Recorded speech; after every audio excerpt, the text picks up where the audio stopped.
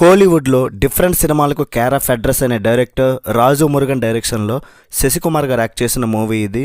శశికుమార్ గారు హీరో అంటేనే మనకు గుర్తొచ్చేది టూరిస్ట్ ఫ్యామిలీ. సూపర్ ఉంటుంది సినిమా. ఎవరైనా చూడకపోతే చూడండి, మీ ఫ్యామిలీతో కలిసి చాలా బాగా ఎంజాయ్ చేస్తారు. నిన్నే చూసా ఈ మూవీని అయితే, కానీ రివ్యూ అయితే లేట్ అయిపోయింది. మరి మూవీ ఎలా అనిపించిందంటే మాత్రం ఇది regular commercial mass masala movie కాదు, అందరికీ నచ్చే మూవీ కాదు. సిస్టమ్ మీద పోరాడే ఒక సామాన్యుడి కథ. ఫస్ట్ హాఫ్లో ఉన్న స్పీడ్ అండ్ సెటైర్స్ సెకండ్ హాఫ్లో కొంచెం తగ్గింది. మెసేజ్ ఉన్న సినిమా చూడాలనుకున్న వారికి మంచి పర్ఫార్మెన్సెస్ కోసం వన్ టైం వాచబుల్ అవుద్ది. నాకైతే మాత్రం మూవీ జస్ట్ యావరేజ్ అనిపించింది భయ్య. ఈ మూవీకి ఎంత అంటే అవసరం లేదు, చాలా లాగ్ అనిపిస్తూ ఉంటుంది. మంచి మంచి సీన్స్ ఉన్నాయి, కానీ అవి తక్కువ ఉన్నాయి అన్నమాట. ఫస్ట్ హాఫ్ బాగుంది, కానీ సెకండ్ హాఫ్ మాత్రం తేడా కొట్టేసింది. బ్రతికున్న హీరోని రికార్డుల్లో చనిపోయినట్లు చూపిస్తారు. కట్ చేస్తే ఒక పెద్ద మినిస్టర్ ఆపరేషన్కి మన హీరో కిడ్నీనే మ్యాచ్ అవడంతో ఆ కిడ్నీ కొట్టేయాలని వాళ్ళు ఇతను వెంట పడతారు. అప్పుడు తను బతికే ఉన్నాడని నిరూపించుకుంటూ ఆ పవర్ఫుల్ మాఫియాతో మన సామాన్య హీరో ఎలా ఆడుకున్నాడు అన్నదే ఈ సినిమా కాన్సెప్ట్. ఫస్ట్ హాఫ్ ఎంగేజింగ్గా స్టార్ట్ అవుతుంది, ఎక్కడ ప్రాబ్లం లేనట్లే అనిపిస్తుంది. డాగ్ కామెడీ సెటైర్స్ బాగా వర్కౌట్ అయినాయి.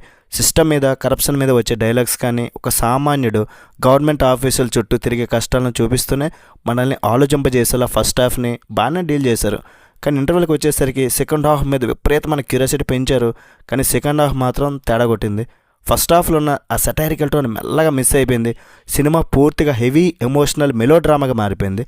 సో ఇది పెద్ద మైనస్సే. హీరో విలన్ గ్యాంగ్ ఉంటారు కదా, మినిస్టర్ బ్యాచ్ మధ్య జరిగే క్యాట్ అండ్ మౌస్ గేమ్స్ ఒకటి అవ్వలేదు.